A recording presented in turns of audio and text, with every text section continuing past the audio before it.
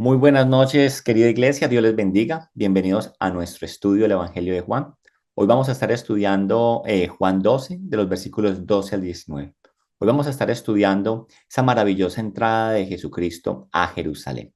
Esta sesión o este tema de la entrada de Jesús a Jerusalén lo vamos a tomar en dos tiempos. Entonces, hoy vamos a ver la primera parte. Pero antes de comenzar, yo quiero invitarles a que hagamos una oración. Y yo quiero invitar a Joel si me acompaña con la oración del día de hoy. Padre Celestial, en el nombre de Jesús, Señor, te damos gracias por esta oportunidad que nos das de reunirnos aquí como hermanos para aprender de tu palabra. Te pedimos, Espíritu Santo, que seas tú tomando el control de la palabra que se va a enseñar hoy, permitiendo, Señor, que podamos aprenderla, meditar en ella y aplicarla a nuestras vidas. Te amamos, Señor, te pedimos que seas tú, en el nombre de mi Cristo Jesús, permitiendo que cada día podamos reflejar a Cristo en nuestras vidas. En el nombre de nuestro Señor Jesucristo, decimos amén. Amén. Bueno, amén. Listo. Entonces, en el día de hoy, yo quiero arrancar leyendo. Vamos a estar entonces en Juan, como lo dije, en Juan 12, del 12 al 19. Pero quiero también que veamos en paralelo lo que nos narra acerca de esta entrada, uno de los evangelios sinópticos, que es Lucas. Entonces, y veamos ese cuadro de la gente aclamando a Jesús. Y en Lucas 19, 41-42, nos habla acerca de esta entrada triunfal del Señor a Jerusalén. Lo podemos leer desde el versículo 28, ¿cierto? Pero quiero que nos centremos en algo, y es porque esto quiero que sea la conclusión de lo que vamos a estudiar en estas dos sesiones, y es lo que dice aquí Lucas 19 del 41 al 42. Dice la palabra de Dios lo siguiente. ¿Ya estamos ahí, Angelita?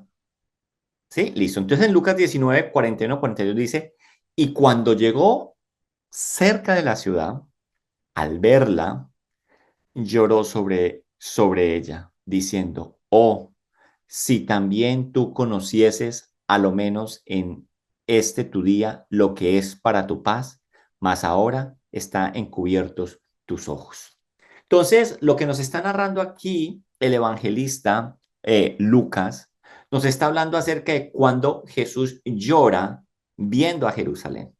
Él lo está viendo desde el monte de los olivos, él está viendo a Jerusalén y él está llorando, ¿sí? Y ustedes pueden terminar de leer ahí en los versículos donde dice que él habla de algo que habría de pasar, en el versículo 43, dice, porque vendrán días sobre ti cuando tus enemigos te rodearán con vallado y te sitiarán y por todas partes te estrecharán y te derribarán a tierra a tus hijos dentro de ti y no dejarán en ti piedra sobre piedra, por cuanto no conociste el tiempo de tu visitación.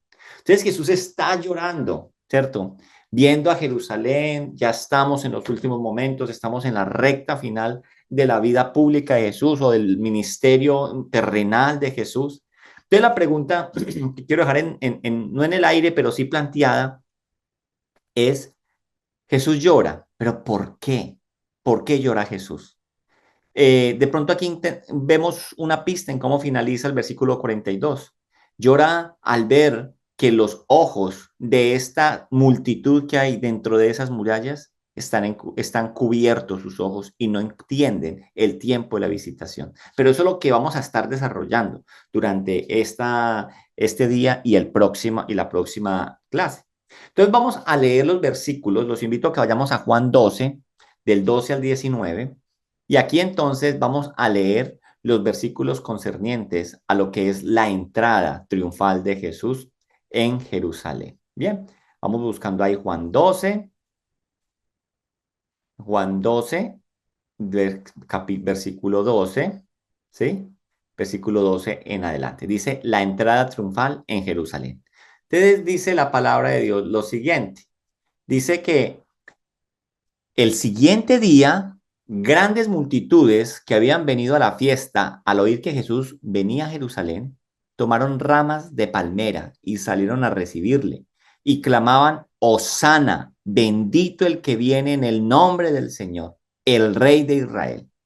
Y halló Jesús un asnillo y montó sobre él, como está escrito, no temas, hija de Sión, he aquí tu rey viene montado sobre un pollino de asna.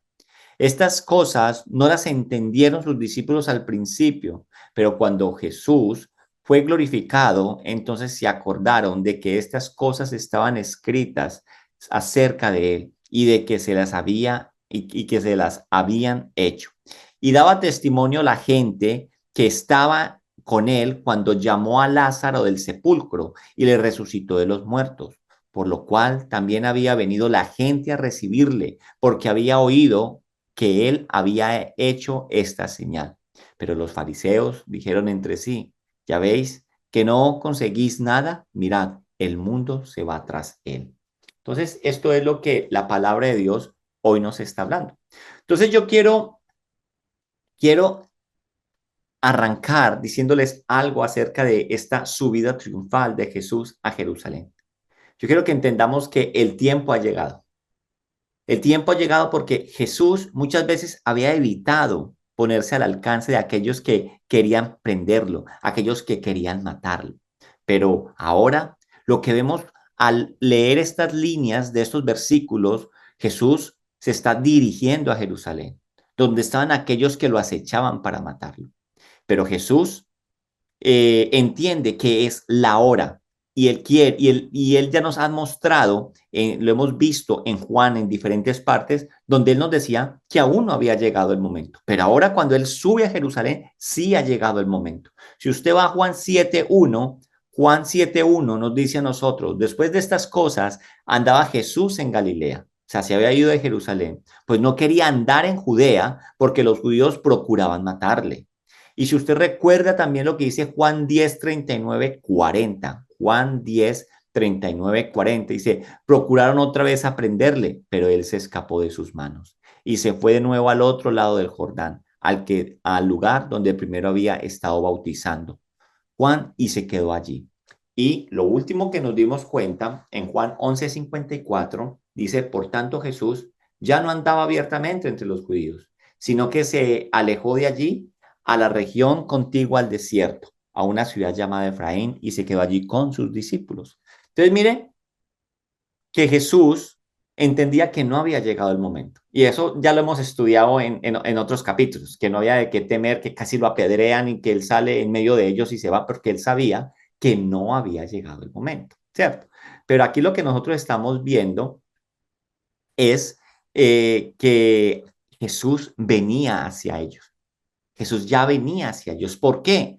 Porque había llegado el tiempo señalado por el Padre y Jesús lo sabía. Ya era el momento. Era esa la Pascua en la cual él iba a estar. Entonces, miremos lo que nos dice el Evangelio de Lucas acerca de este mismo suceso, ¿cierto? En Lucas 9:51 dice que cuando se cumplió el tiempo, en que él había de ser recibido arriba, afirmó su rostro para ir a Jerusalén. Es Lucas 9 o Lucas 19, me estoy pecando, Lucas 19, ¿cierto? Entonces, él dice, él dice aquí en Lucas 19, qué pena un momento que me moví. Lucas 19 dice que él dice que afirmó su rostro, o sea, él enfrentó ese tiempo final, el tiempo señalado, él aceptó el tiempo señalado por el Padre. Y Juan 12:23 más abajito nos va a decir a nosotros que Jesús respondió diciendo, ha llegado la hora para que el Hijo del Hombre sea glorificado. Entonces, Jesús venía a ofrecer un sacrificio en la fiesta de la Pascua. Recordemos que ellos están pronto a iniciar y así arrancamos los otros versículos si usted se acuerda lo que decía en el versículo 1 de este capítulo 12, dice 6 días antes de la Pascua. Entonces Jesús venía a ofrecer un sacrificio en la fiesta de la Pascua y él era la víctima de ese sacrificio. Él era el Cordero de Dios que quita el pecado del mundo. como Juan el Bautista una vez le dijo cuando lo vio en el Jordán.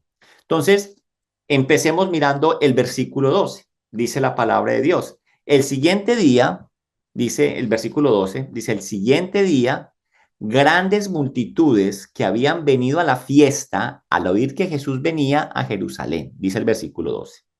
Entonces el apóstol Juan nos dice que el domingo, o sea, el día después de la cena que nosotros estuvimos hablando en nuestra sesión pasada, donde María expresó su devoción y colocó quebró o regó, ungió sus pies con la loción de nardo puro. Entonces dice que al día después, dijimos que esta fiesta había pasado un sábado y que ahora el siguiente día estamos hablando de un domingo. Entonces, Juan nos dice que al día siguiente de esa cena, Jesús se encamina a Jerusalén. El domingo él se encamina a Jerusalén. Entonces, en nuestra última sesión vimos cómo muchas personas que habían venido también a esta fiesta de la Pascua y que estaban en Jerusalén, al escuchar que Jesús estaba en Betania, una pequeña población, dijimos, que queda alrededor de 3 kilómetros de Jerusalén, ¿cierto? Habían venido a verlo. Eso estaba en Juan 12:9. Dice, gran multitud de los judíos supieron entonces que él estaba allí y vinieron. O sea, Jesús ya estaba con una multitud en Betania. Así que cuando Jesús se encamina a Jerusalén, y ojo que esto es importante comprenderlo, cuando Jesús se encamina a Jerusalén, ¿sí? Lo hace acompañado de una gran multitud de gente. Esas personas que habían bajado, oído, pues, allí a Betania a ver a Jesús en ese día anterior. Entonces, pero este versículo 12 nos está hablando también de una multitud, pero hay que hacer dos diferencias entre esa multitud de la que nos habla Juan 12:9 y la que nos está hablando aquí Juan 12:12. ¿Cierto? Donde dice grandes multitudes que habían venido a la fiesta. O sea, no eran los que habían bajado a Betania, eran los que habían venido a la fiesta. Eran multitudes que estaban en dónde? En Jerusalén.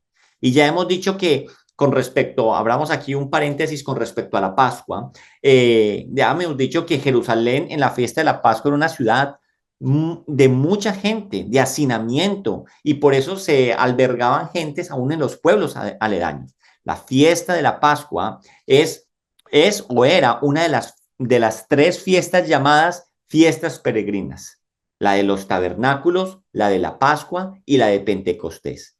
Los judíos estaban obligados por la ley o están obligados por la ley a venir mínimo a una de estas fiestas. ¿Sí? Entonces, estos judíos venían a esta fiesta.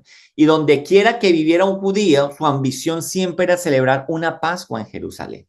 Jerusalén entonces, decimos, se volvía una ciudad muy concurrida y hay diferentes datos. Hay un historiador que es Josefo de la época de Jesús, ¿cierto? Donde dice que en el templo se hacían más de 256,000, ¿cierto? Eh, ofrendas, o sea, corderos que se mataban más de 256,000. Entonces Josefo hace como un cálculo y dice, si 256,000, ¿cierto? Más o menos por cuántas personas podían estar ofreciendo uno solo, o sea, por familia, cuánta gente estaría allá. En los números de Josefo dice que llegaban a albergar en la Pascua 2,700,000 personas en Jerusalén. Eso es un número muy grande. Hay otras cifras no tan exageradas, ¿cierto? De pronto de estudiosos más contemporáneos y un poco más conservadores, como Joaquín Jeremías, lo pueden buscar si quieren saber un poco más de él, quien nos dice que los habitantes de Jerusalén, normalmente los habitantes en Jerusalén eran 35,000 personas, pero que en la Pascua llegaban a pasar a 130,000 personas. O sea, se triplicaba o más, cuadriplicaba esta cifra de lo que vivían allí. O sea que indudablemente era una ciudad muy concurrida.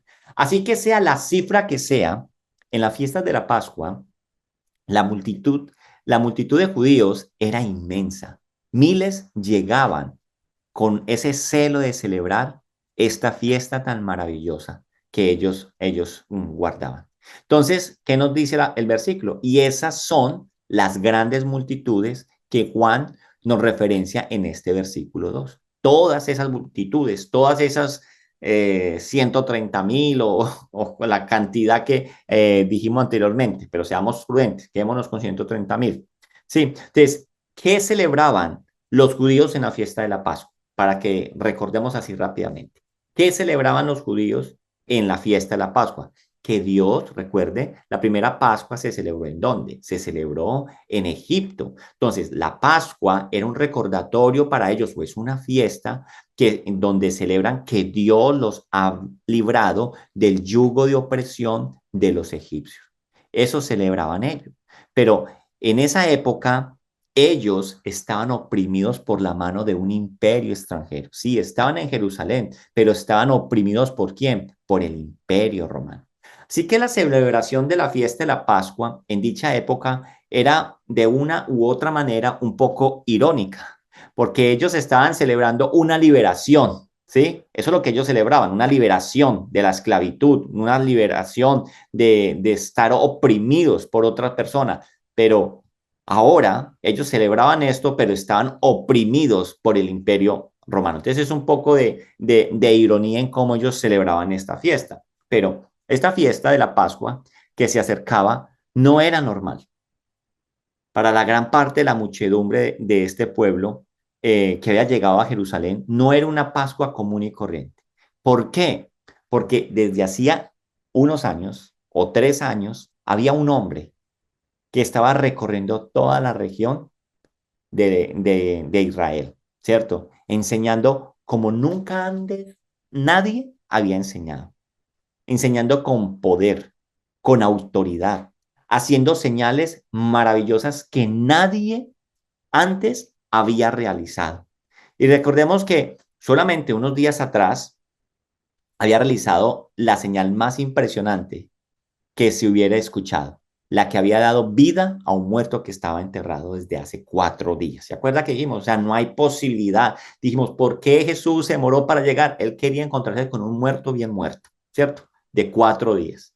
Un muerto que ya estaba descomponiéndose, porque la palabra de Dios dice que se abrió la tumba y hedía, había un olor que hedía. Entonces, esta señal era el suceso que se comentaba entre la multitud, era el suceso que estaba de voz populi allí en aquellas fiestas. Y claro, muchos concurrieron a estas fiestas, a la Pascua, pero también con anhelos de poder llegar a escuchar de ese hombre que ya habían escuchado desde antes, que estaba haciendo, predicando con poder y que estaba haciendo señales sobrenaturales. Entonces, este suceso o este milagro de Lázaro era dijimos, era la señal más impresionante que Jesús había hecho.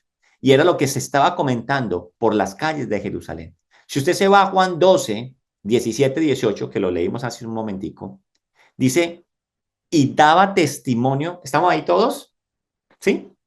Dice, y daba testimonio a la gente que estaba con él cuando llamó a Lázaro del sepulcro y le resucitó de los muertos, por lo cual también había venido la gente a recibirle, porque había oído que él había hecho esta señal. Sí, entonces, era una Pascua, no una Pascua normal, era una Pascua atípica, especial, ¿cierto? Donde Jesús ya había, por decirlo así, había movido las aguas por 2 años, ¿cierto? Y muchos querían venir a celebrar una fiesta que les recordaba a ellos la liberación de un yugo y, ¿por qué no? Esta fiesta verdaderamente no ser la liberación de este yugo romano. Así que yo no había dudas. Para la gran muchedumbre, este hombre era el Mesías, el Cristo, el ungido de Dios, el que había sido prometido por los profetas. Todo lo que Jesús estaba haciendo para ellos les traía a memoria las promesas dadas a David.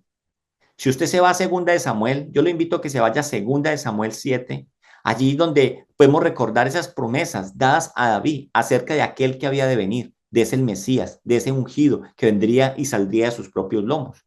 Dice Segunda de Samuel 7:12 y dice, cuando tus días sean cumplidos, ¿cierto? Y duermas con tus padres, yo levantaré después de ti a uno de tu linaje, el cual procederá de tus entrañas y afirmaré su reino.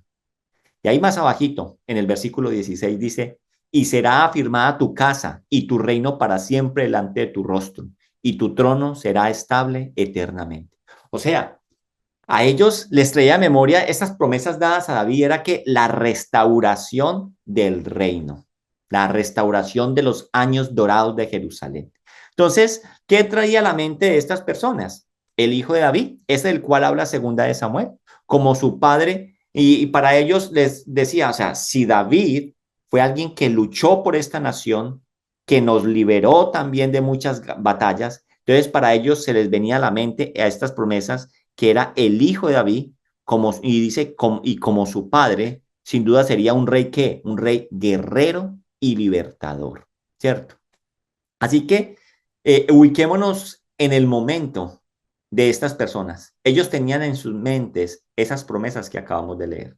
Y ahora la muchedumbre que se encuentra esperando la celebración de la fiesta, ubiquémonos. Yo quiero que nos transportemos en esas promesas, en ese cansancio de estar bajo el yugo, bajo la posición, no ser libres, anhelar estar libres, eso era lo que ellos más deseaban en su corazón. Entonces, ahora esa muchedumbre se encuentra esperando la celebración de estas fechas y escucha que dicho hombre, ese que ellos dicen que es el Mesías, en el cual ha hecho cosas tan maravillosas, viene con una gran multitud y se viene acercando a Jerusalén. ¿Sí? Ellos empiezan a escuchar, Jesús viene a la Pascua y viene con una multitud y viene a pesar de que ha sido corrido a voz populi que el Sanedrín o el concilio de los judíos ha decretado su muerte. Él viene aquí, él viene a enfrentarlos. Juan 11:53, ¿qué nos decía a nosotros? Juan 11:53 nos dice, así que desde aquel día acordaron matarle. ¿De quién es? El Sanedrín, ¿cierto? El concilio de los judíos. A tal punto era sabida por el pueblo esta decisión que se comentaban en eh, en los primeros días de las fiestas, se preguntaban de si Jesús vendría o no vendría, y muchos suponían que no. Mire lo que dice el versículo 56 del capítulo 11. Y buscaban a Jesús, y estaban ellos en el templo. Se preguntaban unos a otros, ¿qué os parece? No vendrá a la fiesta, ¿cierto? Entonces, claro, pensaría la multitud, el concilio y el Sanedrín en su mayoría está compuesto por saduceos, fieles servidores de los romanos.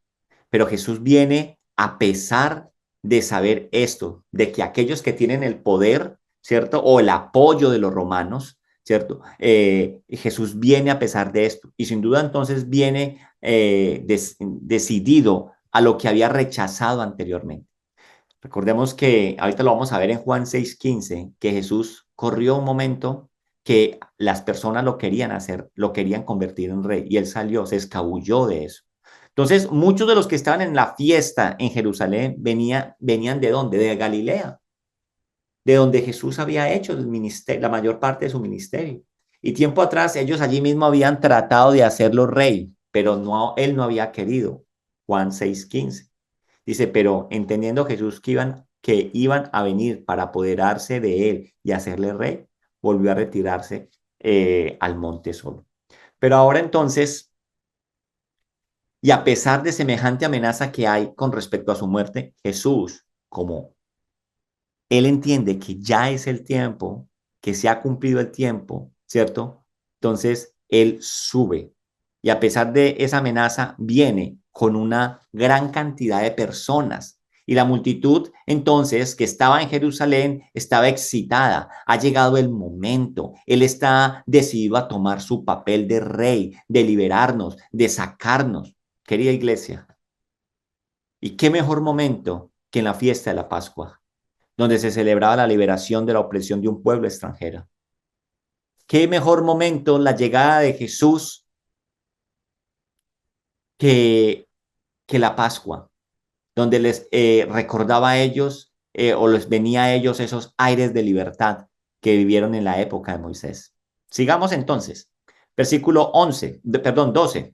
Y dice, el siguiente día, grandes multitudes que habían venido a la fiesta, al oír que Jesús venía a Jerusalén, tomaron ramas de palmera y salieron a recibir. Vamos a centrarnos en este versículo 13.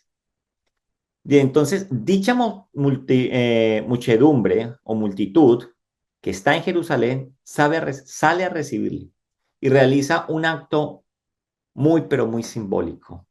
Un acto de tomar ramas de palmera y las baten frente a él. Esto para nosotros de pronto no tiene ningún contexto. Mover unas ramas, ¿cierto? Mover unas ramas a la llegada de alguien. Eso era, pero para ellos eso era darle la bienvenida a un rey conquistador y vencedor. Para el pueblo, para la cultura judía, eso significaba. Entonces, dentro del contexto histórico judío, ese acto significaba esto, y esto no era la primera vez que se realizaba, no era la primera vez que recibía, porque yo quiero que hoy en esta primera sesión nosotros sepamos por qué el pueblo hizo esto. O sea, el pueblo por qué recibió a Jesús con palmas, cánticos. ¿De dónde sacan ellos eso? Para nosotros, en nuestro contexto, en nuestra cultura, es difícil de entenderlo, pero para ellos, en su contexto histórico, tenía un significado y era recibir a un conquistador, a un vencedor que está volviendo de la guerra o alguien que está llegando a conquistar. Pero esto en el contexto histórico judío, este acto ya se había realizado. ¿Cuándo? ¿Cuándo se había realizado esto? En un periodo de tiempo que no encontramos registrado en nuestras Biblias físicas, no las encontramos registrado, porque se realizó durante los 400 años de silencio. O sea, dentro del profeta Malaquías y la aparición de Juan el Bautista, esos 400 años de silencio.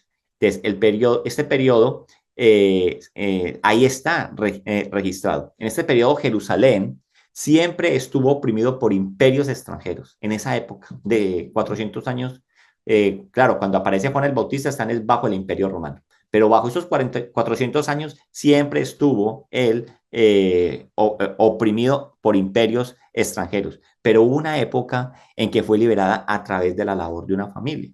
Y ahí están quienes, los macabeos, ¿cierto? Los macabeos.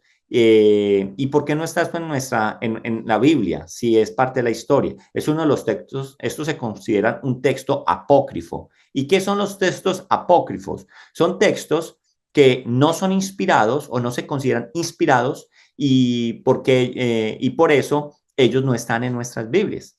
Eh, pero son textos que aunque no estén en nuestras Biblias, son de referencia, ¿cierto? Son de referencia. Son más como unos libros históricos. Estos textos nos ayudan a entender históricamente lo que pasó en dicho periodo de esos 400 años. Se nos dice que si vamos a leer en un libro, usted puede leerlo en Primera Macabeos 13:51. Creo que hay una Biblia que es la de Dios habla hoy, ¿sí? Que, bueno, la Iglesia Católica, en su Biblia católica, tiene estos libros, ¿cierto? Que son los libros deuterocanónicos, si no me equivoco. Si no es así, me pueden corregir o me pueden confirmar por el chat si soy correcto lo que estoy diciendo. Son los libros deuterocanónicos, ellos no están en nuestra Biblia cristiana, por decirlo así, después de la protesta, ¿cierto? Porque ya dije, no son libros inspirados. Y originalmente, en los primeros concilios, si no vamos a la historia, decir por qué están, no están en unas y en otras sí, en los primeros concilios se había tomado la decisión de que no iban a estar. La Iglesia luego, católica luego, toma la decisión de incluirlos. Pero la línea protestante decide no incluirlos. Entonces, primera Macabeos 13:51. Primera Macabeos 13:51, dice que entró Simón en la ciudadela entre cantos de alabanza, con palmas y al son de arpas, platillos y cítaras, con himnos y cantos, porque Israel se había visto libre de un terrible enemigo.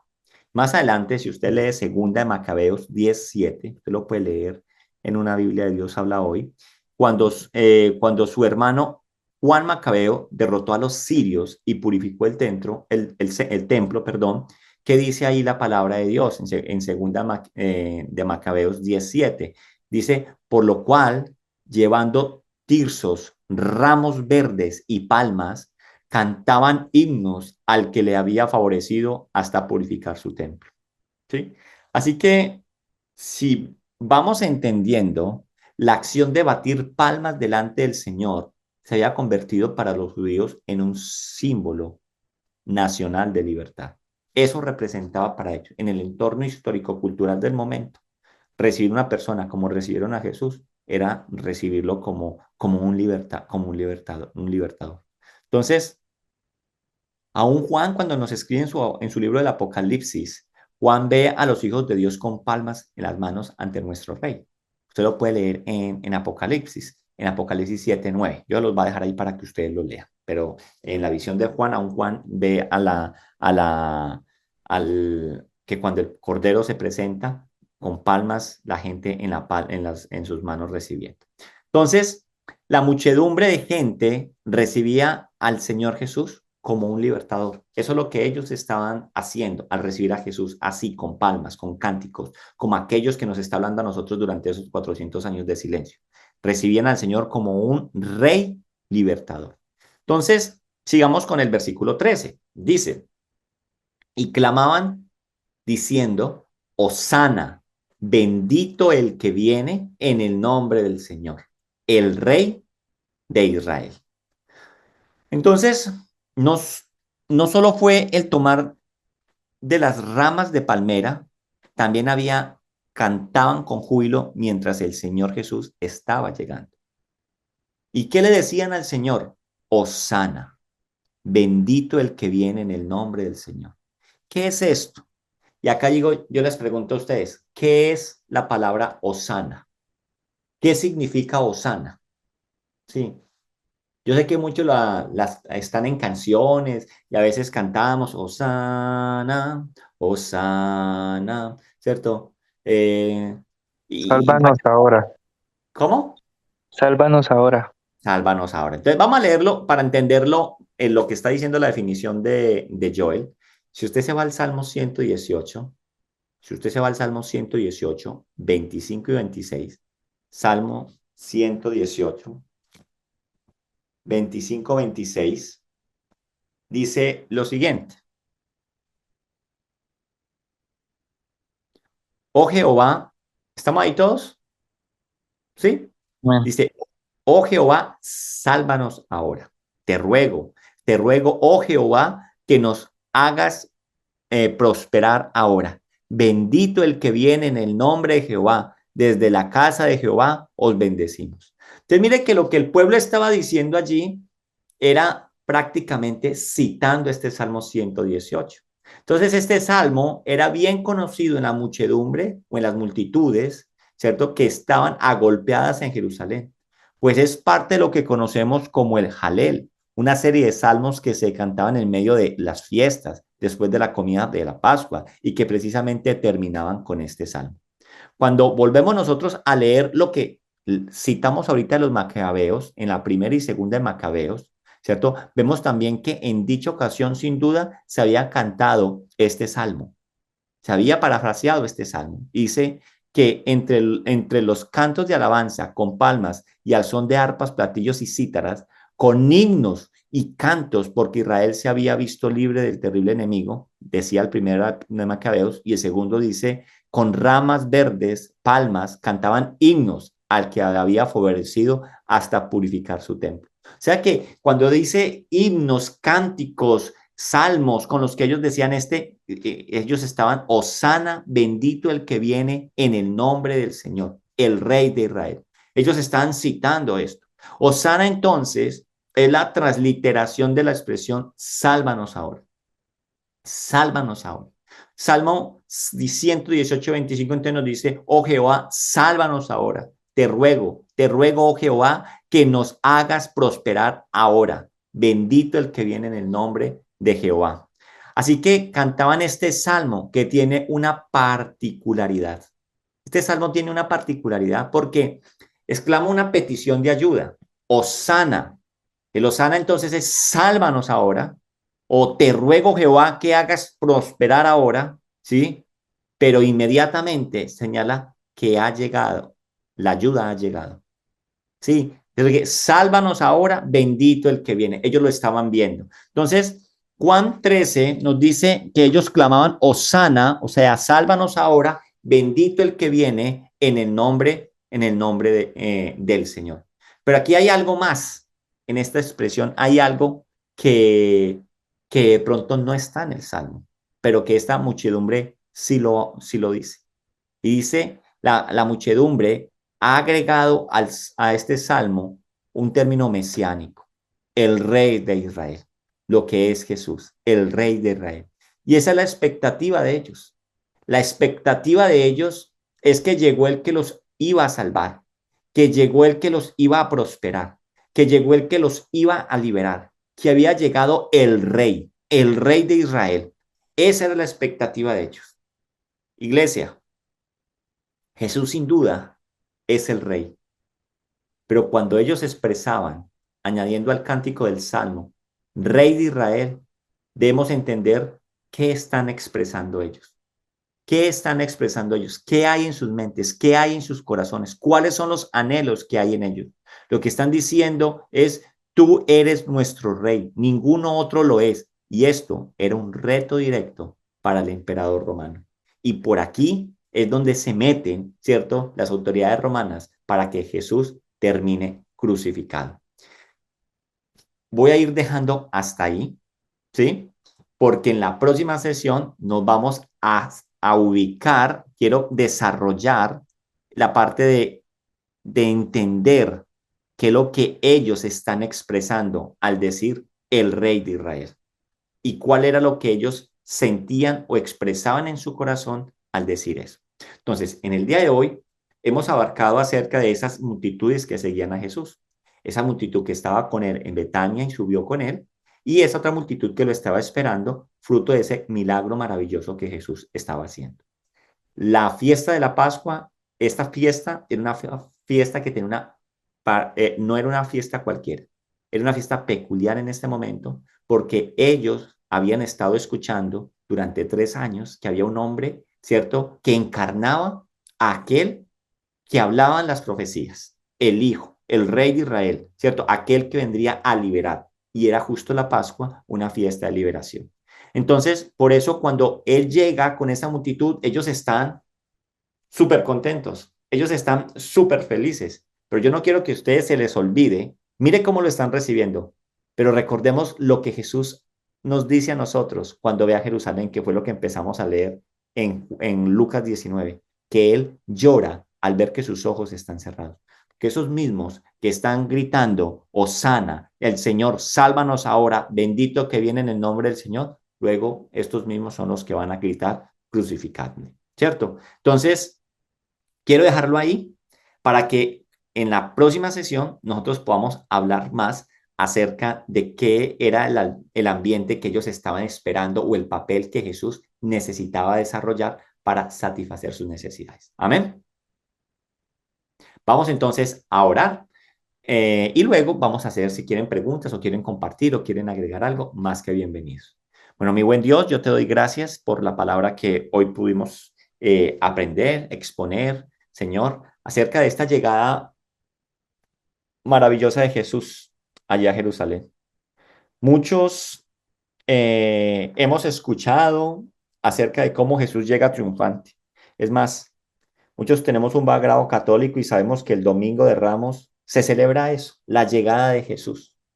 Y lo hemos celebrado, pero a veces somos un poco ajenos a la realidad o el trasfondo de lo que ellos estaban haciendo, recibiendo a Jesús así, que fue el único momento que lo recibieron y lo reconocieron como rey. Pero días después, aquellos mismos eran los que lo iban a clavar en una misma cruz, en una cruz, sin saber que lo que estaban haciendo era cumpliendo las profecías y llevando que Jesús, al subir y al ser el tiempo indicado por el Padre, iba a ser el Cordero que quitaba el pecado del mundo.